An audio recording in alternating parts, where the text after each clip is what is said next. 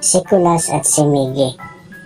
Sabi ni Kulas, "Pre, kapag ba namatay ako, magbibigay ka ba ng abuloy?" Sabi ni Miggy, "Oo naman, pre." Sabi ni Kulas, "Magkano naman ibibigay mo?" Sabi ni Miggy, "5K, pre." Sabi ni Kulas, "Pwede bang ibigay mo na ngayon yung abuloy mo?" Sabi ni Miggy, "Bakit?" Sabi ni Kulas, "Para wag ka na magbigay pag namatay ako."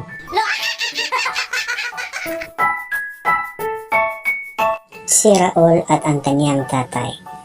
Sabi ni Raul, "Tay, alam niyo po, nadapa ako sa school kanina, pero hindi ako umiyak."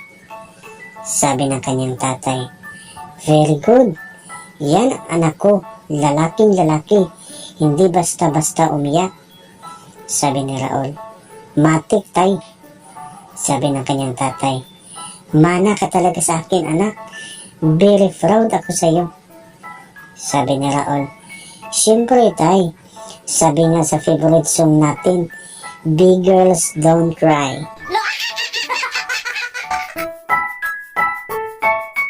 Si Miggy at si Kaloy.